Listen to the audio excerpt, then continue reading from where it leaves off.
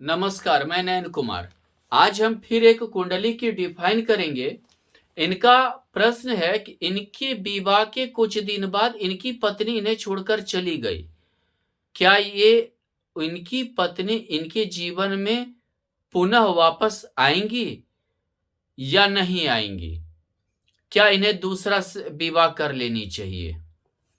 अगर हम इनकी कुंडली को देखें तो इनका जन्म 6 मार्च 1986 में हुआ। 8:07 रात में हुआ, लंदन में हुआ, यानी कि ब्रिटेन में हुआ। अगर देखें तो इनकी कन्या लग्न की कुंडली बनती है और मकर राशि बनता है। लग्नेश दशमेश होकर बुध नीच का सप्तम भाव में है, जहां शुक्र उच्च का है। कितने ज्योतिषी इसे नीच भंग राजयोग मानते हैं।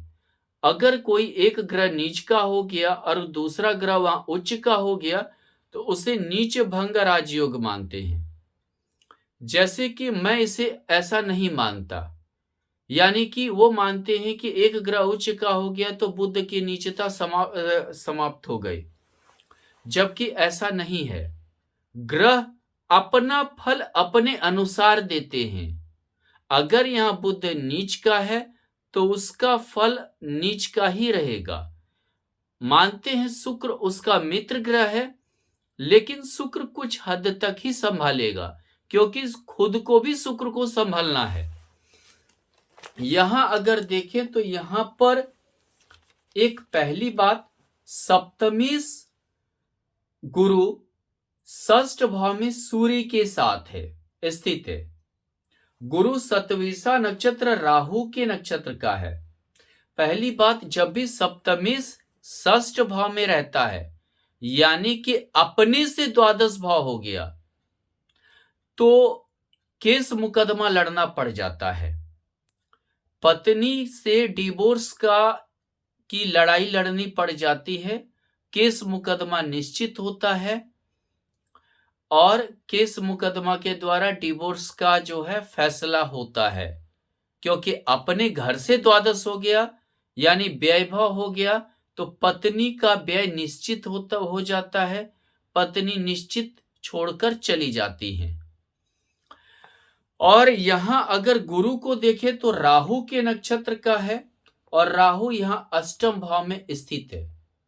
एक तो पहली बात क्या है, राहु और सूर्य यहां जो है, जिसे हम बोलते हैं पाप कर्तरी योग, यानी कि सूर्य और राहु यहां पाप कर्तरी योग बना रहा है। पाप कर्तरी योग का मीनिंग क्या हुआ?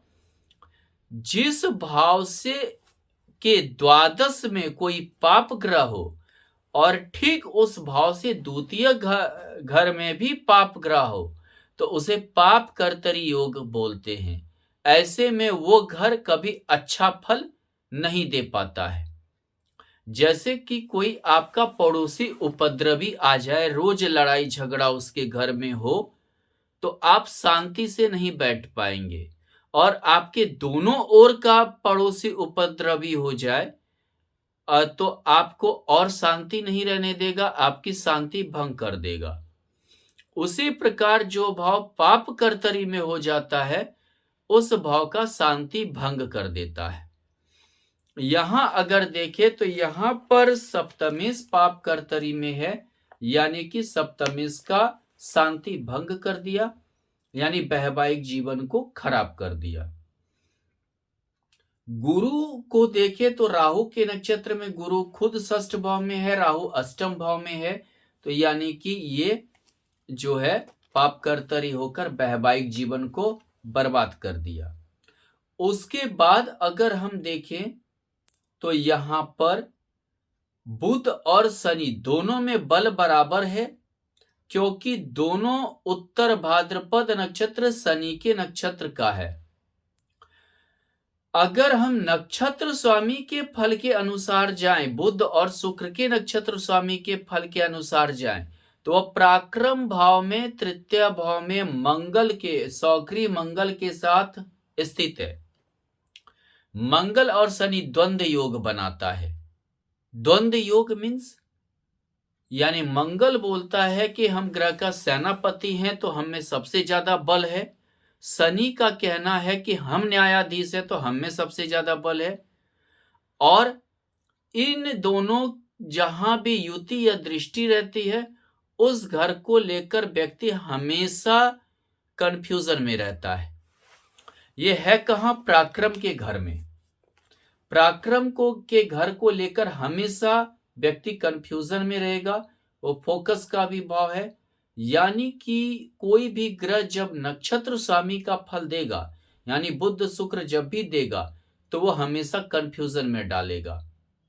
मंगल और शनि यानी कि वैवाहिक जीवन को कंफ्यूज्ड कर दिया, यानी कि दिक्कत में पड़ गया। उसमें कोई पराक्रम की क्षमता रही ही नहीं, कोई बाहुबल, कोई समझिए अपना सामर्थ रहा ही नहीं। यानी कि पत्नी पर कोई समझिए कि पत्नी पर ऐसा समझिए कि किसी भी प्रकार का इनका हक ये जता ही नहीं पाए। अगर यहां देखें तो इस कुंडली में एक चीज और ये भी है कि जब भी सप्तमी से सूर्य के साथ रहता है तो विवाद तोड़वाता है। यानी कि गुरु सूर्य के साथ षष्ठ भाव में है तो विवाद तोड़वाएगा। गुरु और सूर्य हालांकि यहां अच्छा फल देगा गुरु आदित्य योग के कारण, लेकिन वैवाहिक जीवन लेकर अच्छा फल नहीं देगा। नौमांश कुंडली की ओर आए तो गुरु और केतु सौग्री होकर धनु का है, और गुरु और केतु धनु का है अगर लग्न कुंडली के अनुसार चतुर्थ होता है।